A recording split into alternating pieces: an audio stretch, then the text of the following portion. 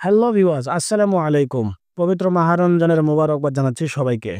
যারা আমার ভিউয়ার্স আছেন, আশা করি সবাই ভালো আছেন এবং সুস্থ আছেন। আজকে আমি আলোচনা করব পরিবহন সেক্টরের অন্যতম প্রবীণতম একটা অপারেটর লালন শাহ পরিবহনকে নিয়ে। আপনারা জানেন বাংলাদেশের পরিবহন সেক্টরের প্রবীণ অপারেটর বলা চলে এই পরিবহনকে। সম্প্রতি সময় তাদের বহরে যুক্ত করা হয়েছে এক ইউনিট এসি বাস। আপনারা ভিডিওতে যে বাসটি দেখতেছেন মূলত এই বাসটি তারা যুক্ত করেছে তাদের বহরে। বাসটির চেসিস হলো হিনু AK1J মডেলের। আর অন্য একটা বিষয় হলো বাসটি কিন্তু অতীতে নন এসি ছিল। নন এসি থেকে কনভার্ট করে মূলত এটাকে এসি বাস বানানো হয়েছে।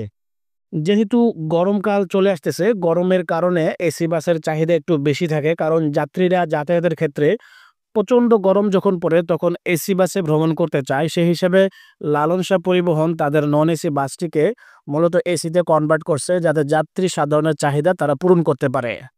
যারা ঢাকা, কুষ্টিয়া, কুমারখালী রুটে ভ্রমণ করে থাকে তারা ম্যাক্সিমাম যাত্রীরাই লালন শাহ পরিবহনকে বেছে নেয়, কারণ লালন শাহ পরিবহনের সার্ভিস আগে থেকে মোটামুটি ভালো। তারা শুরু থেকে এখনো পর্যন্ত ভালো সার্ভিস দেওয়ার চেষ্টা করে আসতেছে, যার কারণে বর্তমান প্রেক্ষাপটেও তাদের যাত্রী চাহিদা কম হয় নাই। কারণ সার্ভিস যত বেটার দেওয়া যায়, যাত্রী সাধারণের চাহিদা ততই বাড়তে থাকে।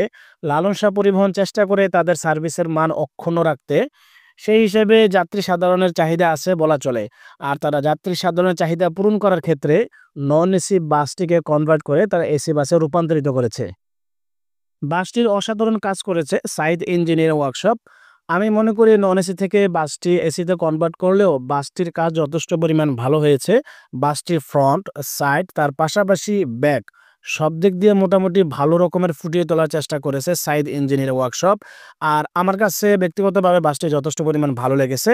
গোল্ডেন কালারের পেইন্ট অ্যাপ্লাই করেছে তারা বাসটিতে, যার কারণে পেইন্টের কারণে বাসটি আরও সৌন্দর্যত ফুটে উঠেছে। বাসটিতে দুই সিটের কম্বিনেশনে সর্বমোট ৩৬টি সিট অ্যাপ্লাই করা হয়েছে, যেটা আমরা ইকোনমি ক্লাস সিট বলে থাকি।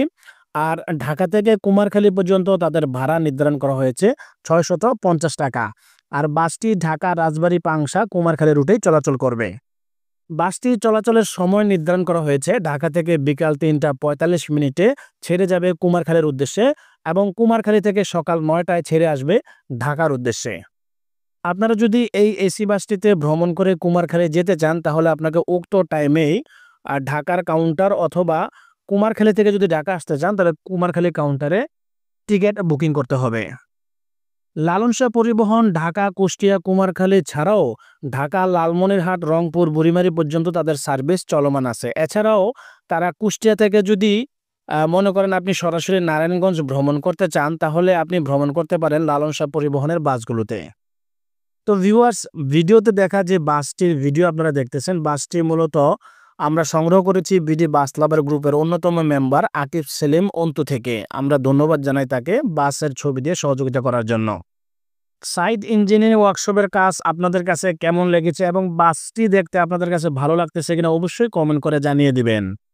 আমি আমার ভিডিওর মাধ্যমে চেষ্টা করে থাকি বাংলাদেশের আনাচে কানাচে যত বাস আছে তার সম্পর্কে ইনফরমেশন দেওয়ার জন্য। আমার ভিডিও দ্বারা যদি আপনারা উপকৃত হয়ে থাকেন তাহলে অবশ্যই ভিডিওতে একটা লাইক করে দিবেন। যদি পসিবল হয় কমেন্ট করবেন, তার পাশাপাশি শেয়ার করে দিবেন। যারা আমার ভিডিওতে একদম নতুন তারা আমার চ্যানেলটি সাবস্ক্রাইব করে দিবেন, তার পাশাপাশি পেজ থেকে দেখলে ফলো দিয়ে রাখবেন। তো ভিউয়ার্স, ইনশাআল্লাহ নতুন ভিডিও নিয়ে হাজির হয়ে যাবো অতি শীঘ্রই। সবাই ভালো থাকবেন, সুস্থ থাকবেন। আল্লাহ হাফেজ, আসসালামু আলাইকুম।